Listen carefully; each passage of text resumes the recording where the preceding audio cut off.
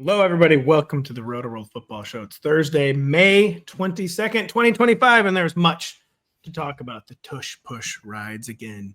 It cannot be banned until the next time they have a meeting in a few weeks and try to ban it again.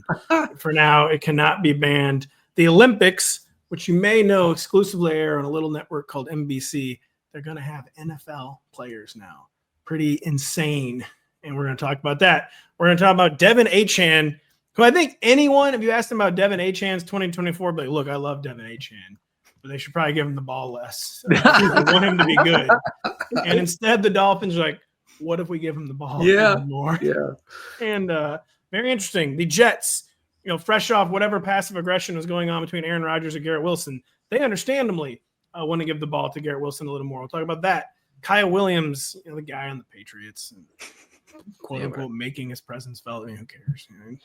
OTAs, rookie looking good. We might talk about Cam Ward, but we're going to talk a lot about controversial ADPs, or more to the effect of ADPs we expect to change the most between now and August. We're going off sicko underdog ADPs, and we say that lovingly. But we're going to debate some players like Kenneth Walker, DJ Moore, a gaggle of Dolphins, Brandon Aiyuk, Sam LaPorta, and much more. Really, really quick. I don't even know if we have time for this, but we were right before we went live. People were admiring the box fan in my office, and Kyle was making fun of people for particularly boomer generations for possessing like one box fan for every room. And I would say, listen, the boomers didn't get everything right, or even most of it right. No, one thing they got right. One thing they got right, I would say, was the obsession and devotion to box fans, especially having one going all night long while you sleep, as any normal person must do. Am I right? Yeah. Look, you're just describing my childhood. So as much as I'm like, oh, this is the thing the boomers do, and I'm like, they got it right. Like I miss it. I see that fan, and I do think it's running all night. It is covered in dust because you've never cleaned that thing. That thing has been running. It's not true. I vacuumed it one time ever. 2016 is going to be my guess. I'm not even kidding. I had to I unscrewed the front and back panels. I had to hose it. How you should do it. I would never do that. But did that? This thing was in bad shape. And I always left it running consecutively for months on end. And this poor fan is like, please just let me die. I've been No, the thing is, if you ever unplug it, it just immediately stops working. So anytime there's a power outage, every 2 or 3 of that, you actually have to replace your box. You got to keep it going. You have to keep it going. I know those fans from every vacation I ever took with my parents as a kid. Mm-hmm. They would have at least one of those fans packed in the back of the van or whatever we had at the time, because we were going to a beach house that either had no air conditioning or very little air conditioning, and my parents couldn't deal with that, so we always had those fans. And of course, the van would not fit in the trunk, so they have to leave some. Just leave Denny's suitcase. Who cares? Why is he taking all these baseball cards? Oh wow, that's actually too real. I mean, I used to bring baseball cards on vacation. You can't take these on vacation, son. The sun will damage them. The sun will literally ruin the baseball cards. We need the fan too. The fan. It's funny. I actually weaned myself off box fan sleeping when we were first married and living together. And but then we had a kid, and the fan came roaring back, and it's been with us. I was gonna say, were you sleeping in dead silence like a psychopath? That is terrifying. It actually was terrifying. I didn't sleep for 2 years. But Box Fan Sleeping was the name of your first album. Sure. Box Fan Sleeping, highly recommended. The World Health Organization recommends everyone worldwide sleep with a box fan. We recommend everyone worldwide watch the Olympics regardless of whether or not they're NFL players. But now they're NFL players in the Olympics. What does it mean other than we have no clue? I mean, a lot of these guys are into flag football. Justin Jefferson, Tyreek Hill, among those. I don't know. I mean, I'm sure that the NFL is not going to be a huge fan of these guys playing in the Olympics, but I don't know if they're going to stop them. I mean, if they're really into it, wanting to win a gold medal, athletes really value that. And I think that they would instantly win the gold medal. I mean, it would just be like, time out. You want to hear the contrarian take? Yeah. Okay. Why we won't win the gold medal? Oof. It's going to be like in some of those sports, we don't send our best in baseball, who cares? Whatever. We're the best baseball. It doesn't matter. It's going to be like sometimes in beach volleyball, you're like, I'm sorry, but Iceland, I know you're not actually a gold medal team in beach volleyball, but it's because in some of these smaller countries, they glom onto these niche sports. And there's two like Norwegian we are taking home. Right. Football gold. Right. Like Justin Jefferson thinks he can just like roll in, and win. Yeah. And he's not at all ready for Hans and another guy named Hans who just like totally wreck his life and flag. That would be the only way we lose the gold medal. Okay. My question to you guys, who would be the ideal quarterback for flag football? And don't big say, arm, doesn't don't like say to Josh get hit. Allen. No. It's a big arm and someone who doesn't like to get hit. Allen loves to get hit. Who's someone who doesn't like to get hit? No. You don't need a big arm. You just need accurate short passes. Yeah, I was gonna say Tua. Like Tua's the perfect guy. Like you're not hitting him, and he's just like, hey, Tua's found his calling. Yeah, it's like you're gonna put all of the 4-3 guys and any 4-2 guys you can find on the flag football team, and Tua's just like he's just a robot, just like yep, there, gone, touchdown there. Kyle, that's it. That's the answer. There is no other answer. It's Tua. Tua is leading this nation to gold. Yeah. This seems almost like kind of like cheating by the United States. Listen, China's catching up a little bit. We still have the overall medal lead. They get the gold medal lead some years. We don't like that. Let's create a new medal that only we can. Right. Instant gold medal. Yeah, instant gold medal. We'll see. Hopefully some current players actually get to play. I do fear it's going to be a lot of like who's someone who just retired 2 years ago. Oh, surely someone can think of an example. Cooper Kupp retired 2 years ago, if I remember correctly. Come on, man. Boom, zinger. Come on, man. Julian Edelman would be a perfect. Like Julian Edelman's the captain of the U.S. flag football team for some reason. It's a tie-in with Mountain Dew. He's here to win a gold. So we'll see. We hope some actual. Does he have a podcasting mic on the field? I don't think that's legal. Oh, gosh, that guy does podcast a lot. Man, he's never not podcast. No, man, I absolutely love just how every personality now, former athlete, is just totally organic. There's nothing whatsoever to do with corporate. Never mind. Flag football. NBC, the Olympics. Truly, honestly, they are actually not asking us to talk about this, by the way. No. I'm not trying to lay it on too thick there. It is very interesting. We'll see how that shakes out. Tell you what's not interesting and is making some of these other football teams hate their lives is the tush push. It's like Matt LaFleur. I didn't sleep for 2 years because I didn't my box fan. Matt LaFleur has not slept since the wild card round. Because his sole purpose now is to get the tush push banned. It's just... They can't do it. First off, I actually don't remember whatever your horrible opinion is on the tush push. What is it? Mine? Happy, sad, neutral? I'm very happy. This is an ugly EPA-centric play. I like it. I'm into it. It's the ultimate. Listen, we try to like be progressive thinkers around here.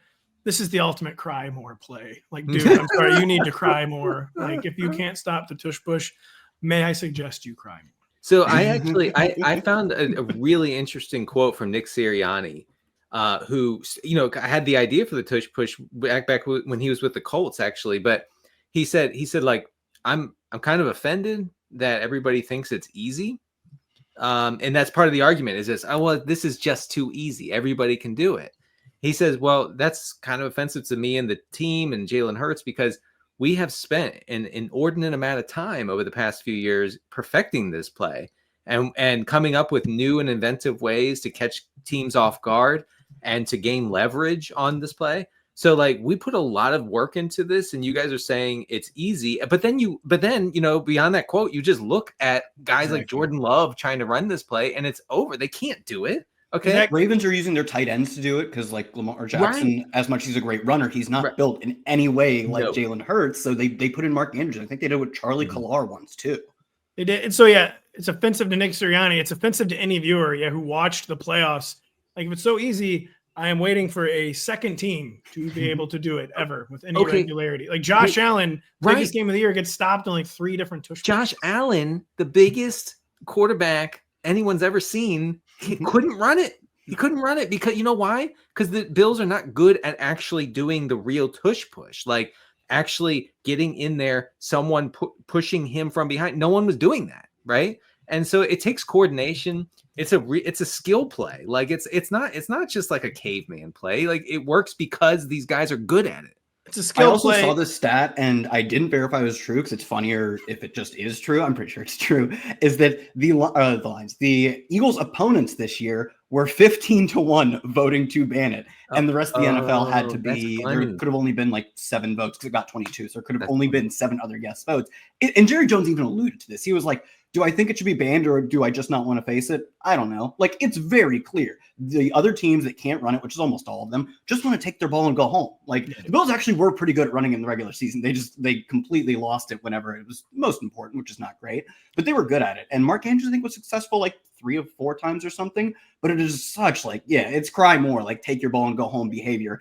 And I'd be fine if they banned it if the success rate dropped to like 80%. But you have to prove you can beat it a little bit before you get to take your ball and go home. Like, you get 1 point on the board, and sure, we can talk about it, but like, grow up, man.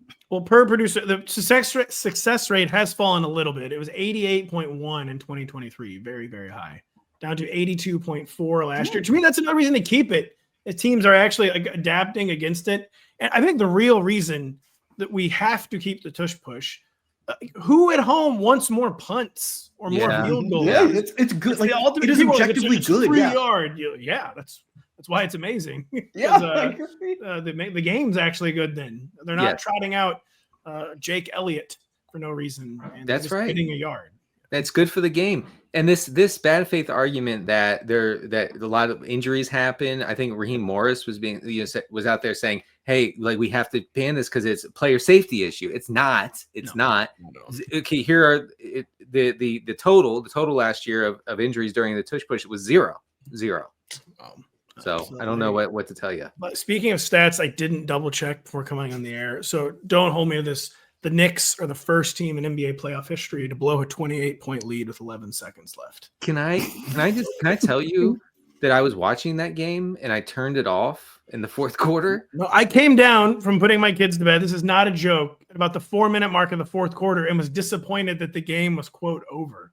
Right. Unlike you, I didn't turn off the TV. I turned it off. I went to bed. And then I woke up this morning and I see Halliburton being carried off, and I'm like, "Well, that must have been from the previous round because that didn't happen last night." I was going to say I didn't watch it because I'm a Cavs fan, and you must be like, "Oh, well, that's one of the times he daggered the Cavs because he did it twice." Yeah. And no, you'd be wrong. And the fact that he did it so many times is why I didn't watch, because I'm already upset. It was a vision quest. You said daggered the Cavs.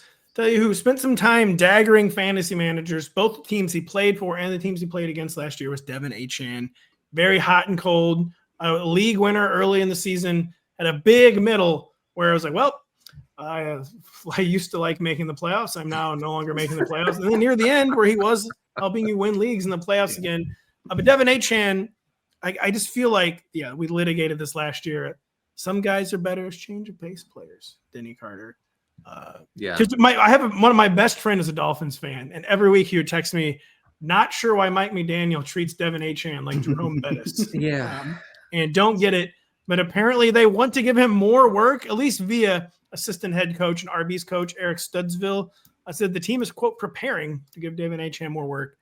Is there any statistics or spreadsheet? There's plenty of that. I mean, last year he had 45% of the team's carries, which is not a lot. And so I guess what they're saying is we're going to get you up above 50%, maybe even like 55%, somewhere in there, which would make a big difference in his opportunity. He wasn't efficient. And this is what you're referencing, Pat, is like he kept getting a lot of opportunities, but really wasn't doing anything with them. 30th in yards after contact per rush last year. That's not great. Jalen Wright was really good after contact, and he'll be the RB2 behind Achane this year because Raheem Mostert plays for the Raiders, which I knew about before I looked it up 20 minutes ago. I was going to ask you if you I knew it. I've been knowing it. But anyway, so I feel like Jalen Wright might have something to say about this whole thing. See, I don't know. It was 203 carries last year. I feel like 200 is the absolute ceiling for a guy with Devin Achane's frame, Kyle. And I mean, 225, I guess, if you really, really, really want to get crazy, but I don't know, man. He seems 8 to 12 carries, 4 to 6 catches per week is what I would be budgeting. Wow, 4 to 6. I'll take that. I ran the football.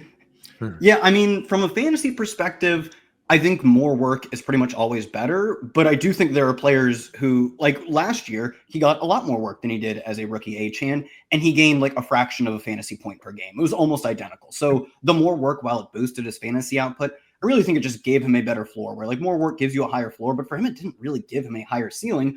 Maybe though, at least I hope this is the case, because it's fun when Miami can just score 50-yard touchdowns a bunch of times every week. Maybe this is them in part saying like, we need to create a better environment for Achane so that he can handle more work. I would hope at least. Like the environment was.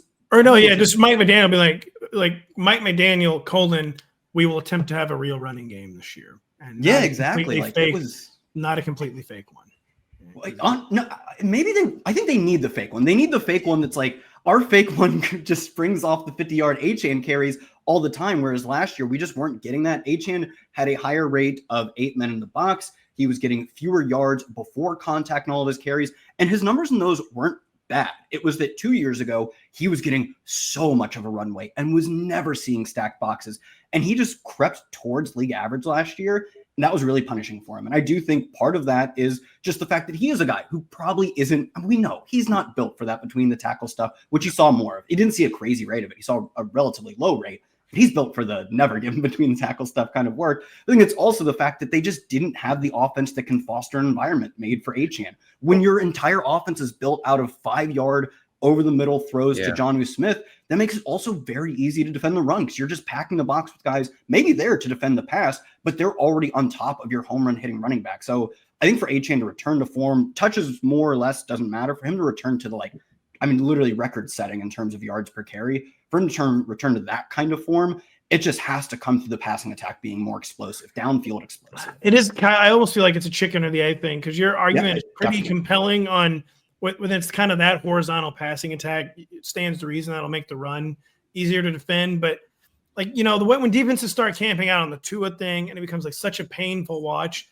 it strikes me as a team that needs a more robust, sophisticated rushing attack, where there needs to actually be like a second mode of offense.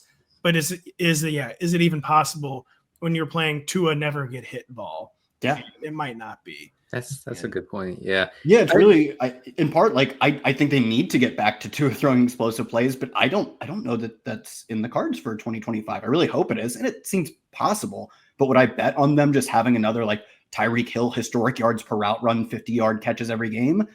Probably not. Denny, final word.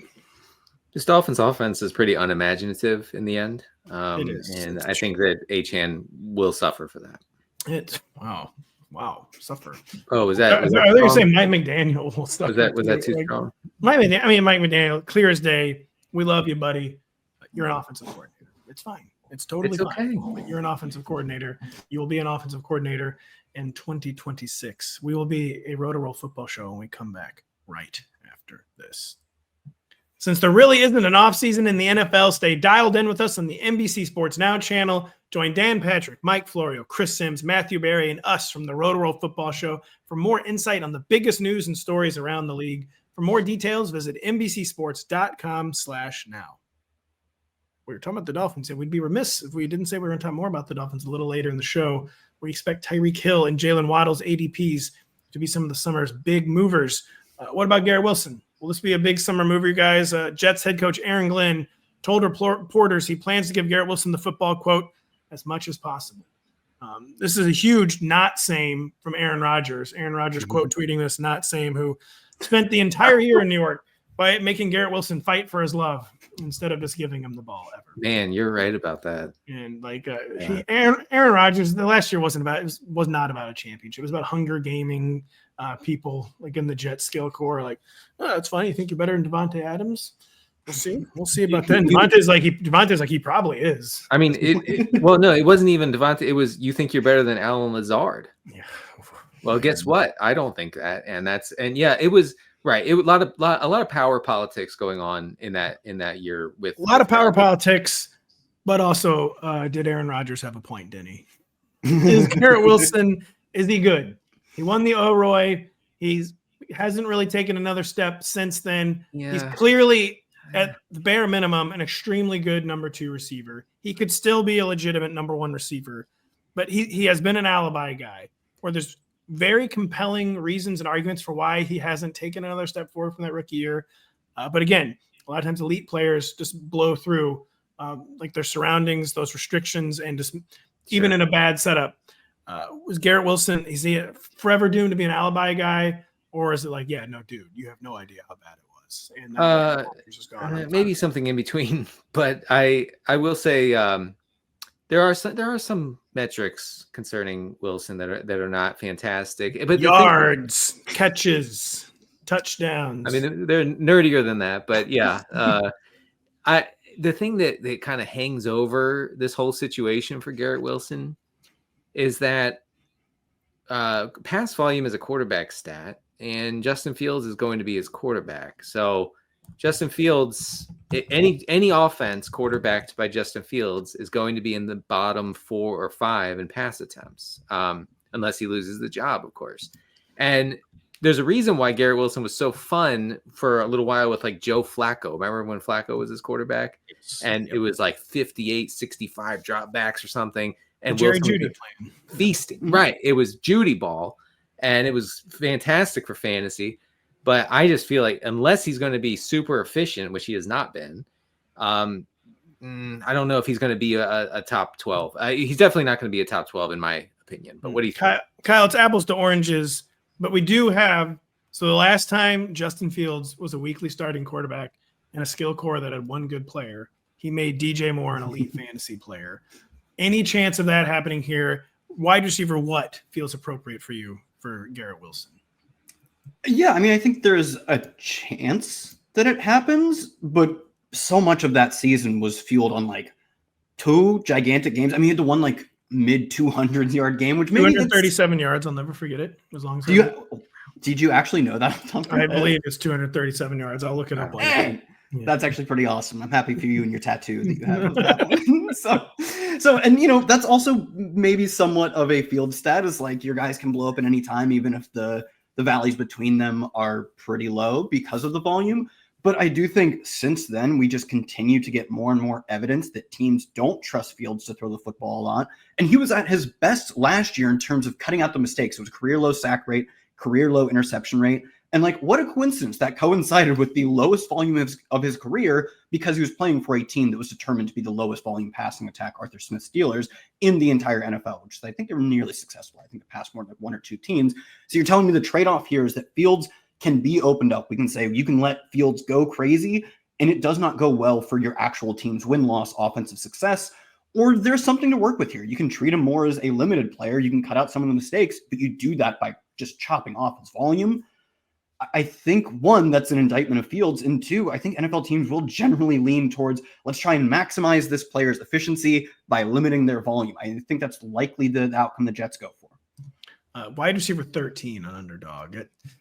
Pretty high, but again, the whole wide receiver player pool is just so flawed this year. I think it's going to be here. We're basically like we're on a show all summer. You guys will mention someone's ADP, and I'm like, hold on, timeout. What? Like Davante Adams is the wide receiver 4. Like, are you sure? But I just think it's be that kind of year where every wide receiver ADP is going to sound incorrect because we're in like a transition era for wideout. I feel like. I don't mean to continue the blood feud between Davante Adams and Garrett Wilson. I'm sure that they get along fine. It's just the Rodgers factor. But I mean, right now Adams is being drafted as a wide receiver 19, which is 6 spots as far as wide receiver goes below Wilson. I'm taking Adams. You're taking the wide receiver 2 with a 37-year-old quarterback. Davante Adams, who's been traded like 3 times in the past 18 months. And pretty confidently, I would want him over Wilson. Yeah. Nah, even there, no, easily Garrett Wilson still. I'll take. By the way, it was 230 yards. What? 8 catches for 230. Wait, easily? Yes. I'm not taking the 33-year-old number 2 receiver. Listen, Davante, I'm happy for you. You're in LA now. That's great. Have some self-respect. I haven't been happy since 2019. This is such a Zoomer thing. I can guarantee we're going to get early October. The Rams are 2-3. Like, will Davante Adams force trade to the Texans now for some reason? And that's really good, and it's happening. It is happening. I'm over it. Easily is what really got me there. Easily. Have some humility. Have some modesty. 98.5, the sports hubs. Come on, guys. What? I'm a big hub fan. I was trying to get any reaction at all, and unfortunately, you laughed or anything. I don't know. 98.5, the sports hubs. Alex Barth said Kyle Williams has made his presence felt during one practice. One practice. Who put this in the show sheet?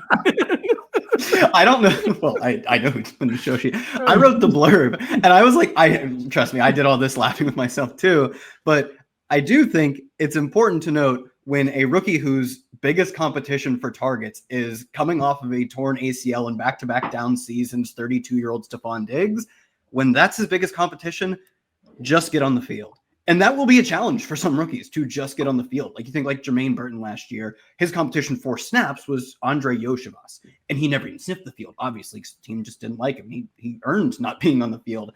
Get on the field. Also, I really like Drake May, so it's kind of easy to be like, oh, if you just play with Drake May, I'm going to be into you. So to me, the first practice of the summer and you're out there catching passes from Drake May, that's what you want to see from a rookie. That's true. What I'll say, too, on this, all kidding aside, because I was like, man, I forgot that it said during one practice that he made his presence felt. With rookies and puff pieces, frequently a complaint we get about Rotoworld is like, why are you even posting, like, okay, we love that the guy's having a good practice. Like, how does this even matter? It matters in that puff pieces, to me, their absence matters more than their existence. Yeah. And a rookie is not getting steamed at all.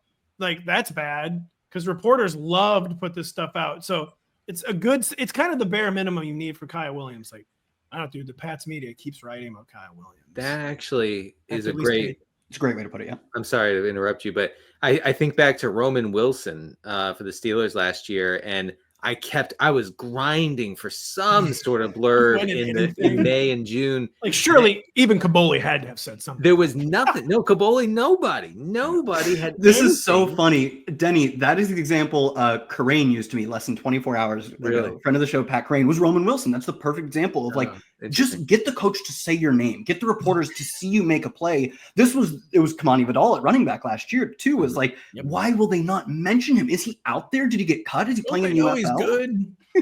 and he was a healthy scratch for like half the season. So I think those are good examples of like make the team aware you exist as a rookie. Sorry, you were just on Kyle Williams. Like, he's going to be like a super boom bust wide receiver of 3 or 4 at best. And we'll talk about Diggs in a moment here. I'm going to ask you a Williams question in the Diggs piece too. Okay. Well, anyway, I don't have like great expectations for Kyle Williams this season, maybe in the future. I also just think the Patriots are going to be a really bad fantasy offense. And just a bad overall team. They're a bad organization now. They actually are a bottom barrel organization. Yeah. We're saying goodbye to our producer, Adam, by the way. And I'm saying bye on air. He's got to leave. Bye, Adam. Kyle, quickly, you listened back to Denny and I's show on Tuesday. Denny said he thought you wouldn't like Cam Ward. You just want to clear the air that you love Cam Ward, right? I do. He's a good, this is the kind of bet we want to make in best ball where it's like, or even if you have a 2 QB league or you just need a backup quarterback or you need to take some shots on it, is when rookie quarterbacks are cheap, because predicting rookie quarterback success, one, it doesn't happen super often. And 2, it's extremely difficult. The big rookie seasons have come from last year outside of Jaden Daniels, which was incredible. Well, he's actually a good example. He wasn't the number 1 overall pick, and he never really had a shot to be the number 1 overall pick as far as the actual NFL draft. And he clearly was the better fantasy bet, and he killed it. Even if you just look at his passing stuff, he turned out to be way better than Caleb Williams. The other option was Bo Nix, who came out, was a good runner early, and became a good passer late. The other big rookie blowups are like Justin Herbert, who people thought was an extremely low ceiling guy. Like, yeah, he'll come in and he'll game manage, but it's not going to be fun. He immediately came in and was kind of slinging it. So I think predicting rookie quarterback success is difficult, but when it's so cheap and you can lock in a quarterback for 17 starts like we were able to do with a guy like Bo Nix, those are the kind of shots you want to take. I mean, CJ Stroud is the other recent example of this. Was also not the number 1 overall pick. People are like, yeah, he's fine, but do we really want to take him as like our QB2 in fantasy? And he was an absolute smash. So when you get a rookie quarterback cheap is where not only I want to buy the rookie, but I want to buy the pieces around it. Like, we were laughing at Denny about drafting like Chig, and I think you could do the same with like Alec Iomane, our 4th round pick, who's like a contested catch guy, but it's the rising tide lifts all boats. And we saw that with CJ Stroud as rookie. Tank Dell was like a tiny little player out of Houston. I was like, well, there's no way this works. Immediately worked because he's good, the quarterback's good, and they take off. So,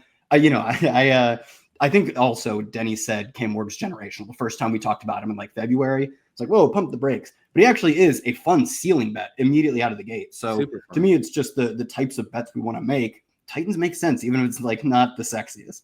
We all love Cam Ward Holmes, as he's known. Around. Yeah, I think I was taken by our buddy Kevin Clark's. It was a good sales job for that one because he is fun. He has some of the stylistic, tendencies. Then he allowed himself to be bullied by his big media friend. Yeah, I'm good. If anybody else wants to bully me, just let me know. So I'll actually save that note for 5 minutes from now. Go ahead. We're gonna try to now bully our listeners on underdog ADPs. As we know, ADPs fluctuating all summer. They become lightning rod players. ADPs do not fluctuate quite as much as they used to, at least in best ball, because the drafting starts early and often. So it becomes difficult to move ADPs. But a lot of these best ball ADPs will look totally different in home leagues. That's one fun. Like someone who's like the wide receiver 13 and underdog could easily end up like the wide receiver 27 on Yahoo. Sure. So the swings might not be that dramatic if you're like a daily best ball sicko like Kyle or Corain, but we've identified 6 players who we think ADPs could really change between now, May 22nd, and mid-August, 3 months from now. It's an eternity in draft season. And Denny, we shot down all your first 5 suggestions of the players you wanted to talk about. So the 6th player that you wanted to talk about, a running back for the Seattle Seahawks. Who is this player, and why do you think his ADP will change between now? Yeah, I didn't know it was against the Constitution to talk about Chiga Okonkwo for the 4th show, but I guess not. Ken Walker, the third. Many are calling him.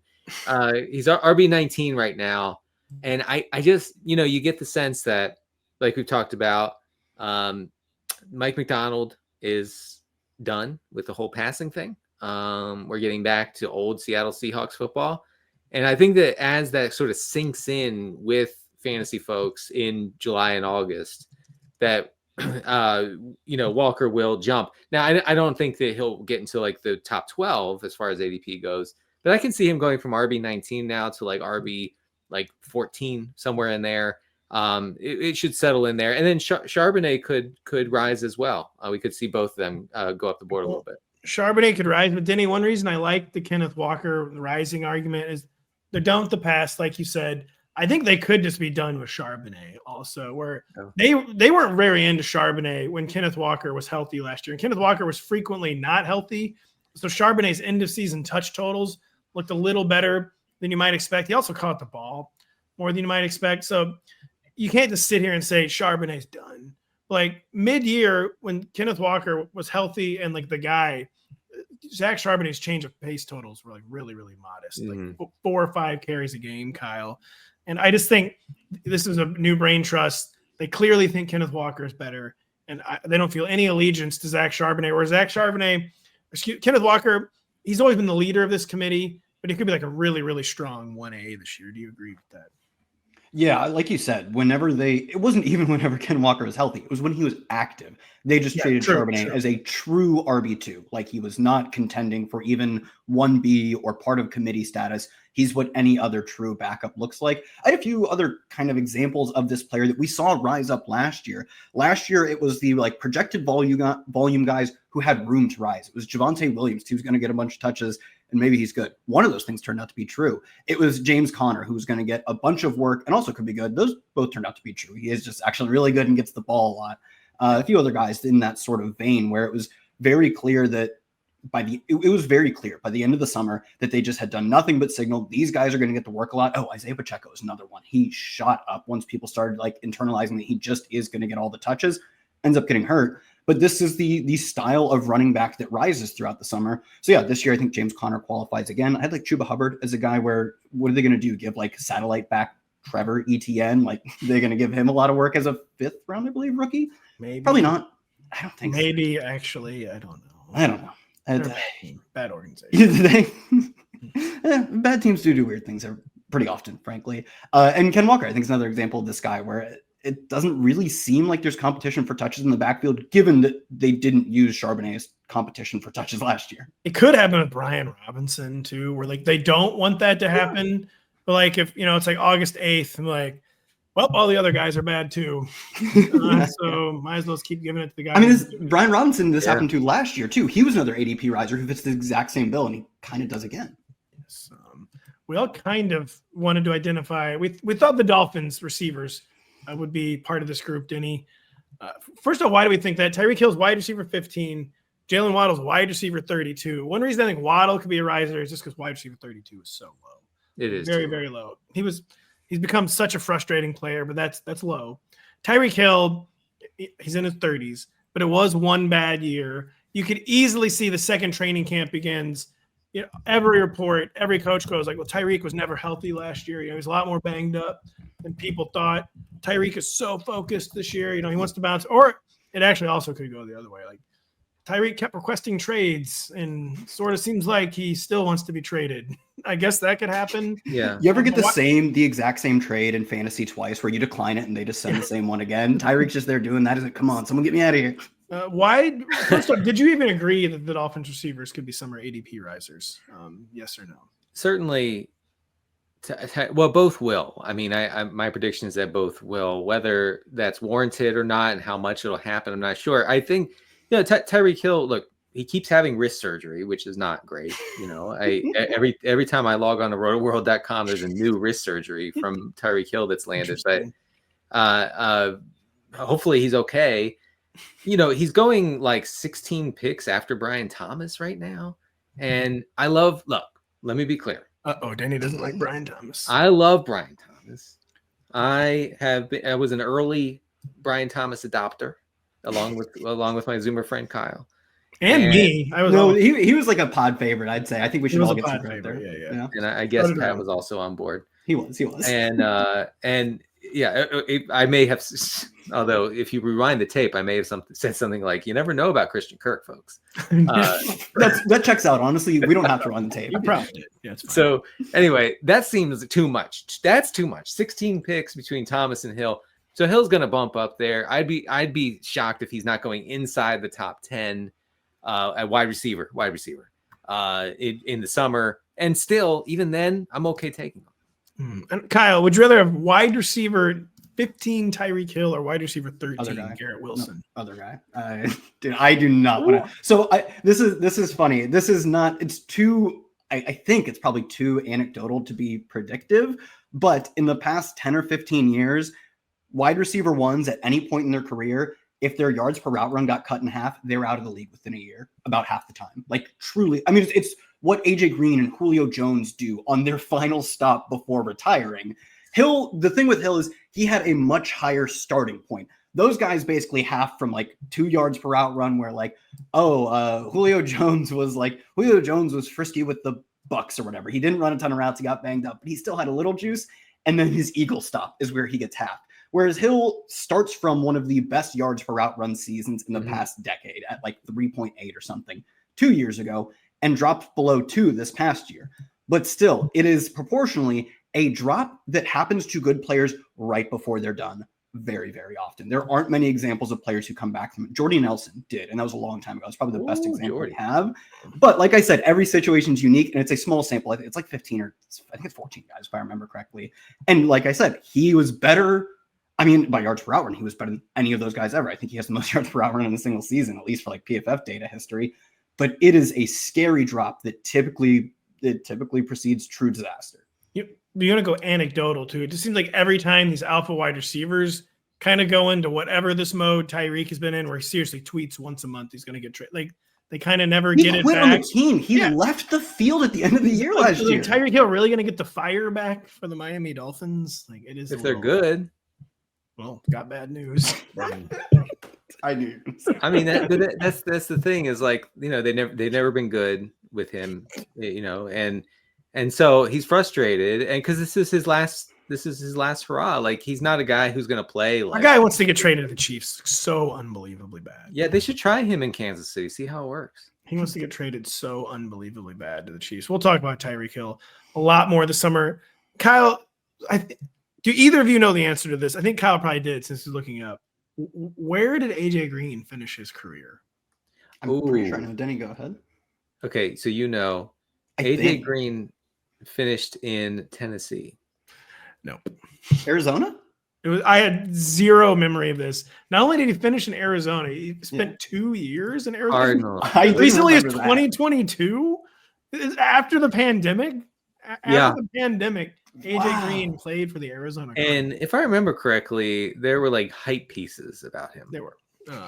So real crazy stuff there with AJ Green. Kyle, real crazy stuff with this guy whose ADP seems kind of low. He's going to be controversial all summer, we think. Who do you think could be someone whose ADP looks a lot different in August than it does right now? Yeah, it's probably already going to change within the next week or two. It's DJ Moore, wide receiver 23, I believe, mostly because this is part of the Dolphins, thing that we're talking about, is they're players we truly think are really good when they're at their peak, and they were at their peak relatively recently, and things just completely fell off the tracks last year for the Dolphins, but also obviously for the Bears. DJ Moore falls to just outside or just at the top 40 receivers in yards per route run. He was like outside the top 60 in PFF receiving grade, around that same 40 range in open score. Just a generally down year for him. And obviously it coincides with just a atrocious Bears season where they take the #1 overall pick, and he's just a flop as a rookie. I don't think he wasn't like Bryce Young levels of bad, but it's not whitewashing. He was pretty bad last year, and it hurts everyone involved. And it's tough to say how much of that is Caleb, how much of it is truly a very bad offensive coordinator in Shane Waldron, how much of it is DJ Moore, just an old receiver, and sometimes those guys get worse. Also, talk about players who quit on their team. There's literally a clip of him mid-play walking off the field. He did. He walked off the field. And then they go out and then they spend not only their first-round pick on Colston Loveland, pass catcher, who's going to play a de facto wide receiver role, but then their second-round pick on Luther Burden. And the funny thing is, one, the hype for the Bears obviously is extremely real, because if you try and graft on what the team looked like last year, it looks really bad. So you have to project a lot of improvement already. And two, Luther Burden, as Pat, I'm sure, called at some point, instantly hurt. Falls. I think at least what happened is he did fall on the ball during mini camp. He got checked out. The guy falls on the ball seriously every time he catches the. Yeah. I've never seen a football player fall on the football more than one time, except for Luther Burden. Every catch came down real hard on the old pigskin there, Gary. And you would think, really why was he holding it pointy side into his chest too? Use the longer, flatter side. So it seems like Ben Johnson. Well, you would think that someone would help him out with that. Hey, Luther, there are other ways to carry the ball so that you don't break a rib every time you fall to the ground. He does not know them. Yeah, Ben Johnson didn't say that's exactly why he wasn't practicing at the start of OTAs. He said a soft tissue injury is all he went to. So maybe it's something else. Maybe it's even worse and it's something else. But at best, he immediately got hurt in rookie mini camp. And also Colston Loveland not practicing, which was more expected. He's coming off of a shoulder injury and subsequent surgery. But if we have so much hype for the Bears just entering Caleb Williams' second year under Ben Johnson, and now we're going to have questions about how the rookies project in week one, DJ Moore is probably a riser, but I do just think Bears have really volatile ADPs. I totally agree. Bears ADPs are going to be all over the map. DJ Moore's ADP is all over the map. DJ Moore, so a lot of times we go, well, obviously this player's never been good. But you could imagine if DJ Moore is extra complicated because he was good one time. He did at least finally manage to be good once. Yeah. And then immediately stop being good again. Our lives would be less complicated if DJ Moore had not been good once. Well, but that's a Caleb thing. This is a good time to take a break. We'll be right back after this. The Legends of Golf tee off for their second major of the year from the Congressional Country Club. It's the Senior PGA Championship. Watch this weekend at 3 p.m. Eastern on NBC and streaming on Peacock. Scotty Scheffler is inevitable. Also stole the name for his son from me. Bennett's my middle name. Yeah, that's right. And my son's name. Yeah, so quick, fun story. I faded Scheffler in Showdown Golf today, and he was 3 under after 2 holes. Yep, this seems like something the best golfer in the world might do.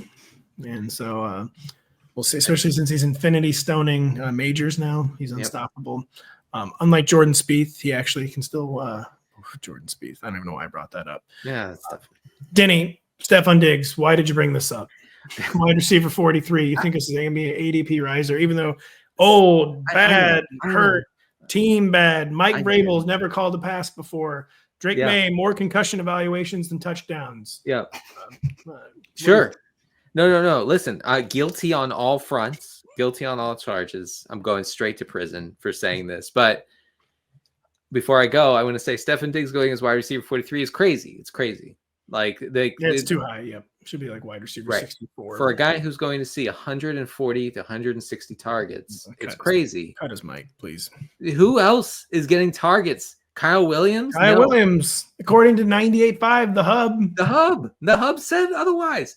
I mean Hunter Henry, Pop Douglas. No, the ball is being funneled to Stefon Diggs relentlessly, and that's all he's ever wanted. That's all he cares about. Just give this guy his targets. It doesn't matter if they go 3 and 14. It's fine. He's fine. Just give him 18 targets a game. So just target wise, it doesn't even matter if he's good. I just think that he should be in the top 24 in ADP. A guy who's already in what looked like irreversible decline, then adding a torn ACL. Steph Diggs is for me is a not at any cost player. Wait a second. He was usable last year. Yeah. So was he usable his entire career? Because I remember this guy being good. Yeah, exactly. He was usable is a stark decline from what he was 3 years ago. But that's being baked into a wide receiver 43 ADP. I think it's fine, but I do think the sort of floor risk is 32-year-old stark decline for back-to-back years. ACL, like the floor is gone. There is no floor. I actually think he's a fine pick. ACL doesn't matter. Okay. It doesn't matter. I mean, this is not 1998. No ACL doesn't matter. ACL injury doesn't matter, except for running backs, of course. But with receivers, it doesn't matter. ACL mattering has been deleted as a feature. I mean, Achilles barely matters. Oh my gosh, Kyle. So hold on, Kyle. Your thesis here is that Sam LaPorta, tight end 4, is not good. What's your thesis here? Yeah, what is Sam LaPorta and his ADP? What has this guy ever done to deserve to be drafted? Thank you. Deserve to be drafted. More like a Denny take. Yeah, I like this. Well, now I don't want to make it. It's like a combo Pat and Denny take. Okay, cool. Cool. Nice I'm back in. I don't think he's bad. Do I think he was the 4th best fantasy tight end in the NFL? I really struggle to see that. In his rookie season, his better season, obviously, 24th in open score, 33rd in yards after the catch per reception. He was good in yards per out run. He was 6th. But the biggest thing he did was just score touchdowns. He was in a down year for tight end, the touchdown scorer, who was good. He was legitimately good. But he was far from great. He's not on that elite tight end spectrum yet. He's just on the good mid-range tight end spectrum. 2024, maybe you write it off as he's hurt, but he was 14th in yards after the catch per reception, 12th in yards per route run.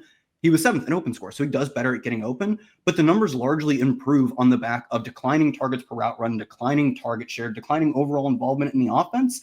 This is the profile of TJ Hawkinson or David Njoku or Jonnu Smith. I mean, Jonnu Smith's numbers last year, boat race, anything from Sam LaPorta over the past 2 years. I mean, that's because Jonnu was targeted so relentlessly, but he just looks like the most expensive and the poster child for the winning strategy of tight end for a decade. Was like, once you get past the elites, it's really not stable year to year. The tight end 5 from one year just does not look anything like the tight end 5 from next year. And he looks like that kind of player. So I think he's perfectly fine to call a tight end 1, but the tight end 4 overall, I think LaPorta, I'm not using this as defense. I can almost guarantee he's going to be a hashtag never healthy player. He was never healthy last year.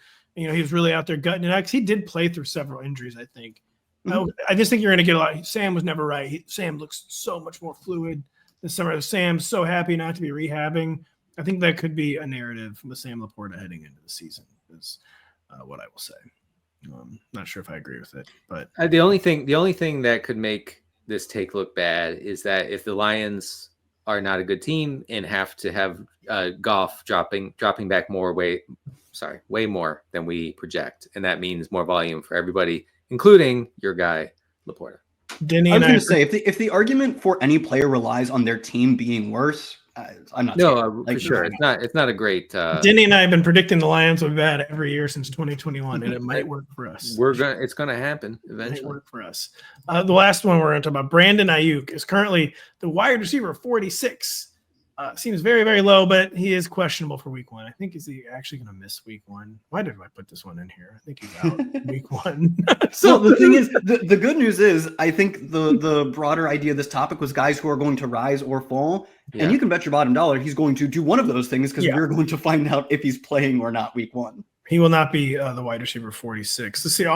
Every blurb on him was wanting to be traded, not going to be traded, and hurt. It's over. It might be. Real quick, I need to ascertain if this guy's actually. Oh, you know what that means? Juwan Jennings, skyrocket this summer. Juwan Jennings, rocket ship, a contrarian player. The only thing Kyle Shanahan cares about. Yeah. Wide receiver 37 behind Olave and Roma Dunze. Come on. Yeah, you could be ready by mid-season, so never mind. What's the quote? Yeah, so never mind. It's going down. The ADP is going down. Shanny has spent his entire offseason diagramming Juwan Jennings plays. He said, "This is the most important player I've ever coached." I was hoping you weren't going to say that because I was just trying to. Oh, I'm so sorry. I took it. And Ricky, like the assistant's like, maybe we should draw a play for Ricky Pearsall. Stop it. Ricky's finished. Finished strong last year, if that's what you mean. Ricky's done. Ricky's a spent force. All right. This show is a spent force. We're out of time. We're out of topics. Kind of worked out that our last topic shouldn't even have been talked about, Brandon Aiyuk. So that was nice. Nevertheless. So nevertheless, we've got a lot going on at Rotoworld.com still, keeping up with the news. Denny has an article this week on best ball stacks that we talked about on Tuesday. Check that out if you have not. I'm finally working on my NFL GM rankings. They're so long and hard to write, but they'll be out soon. And we'll be back podcasting on Tuesday. So for Kyle Dvorchak and Denny Carter, I am Patrick Daugherty. Thank you so much for listening. We'll be back in 5 days.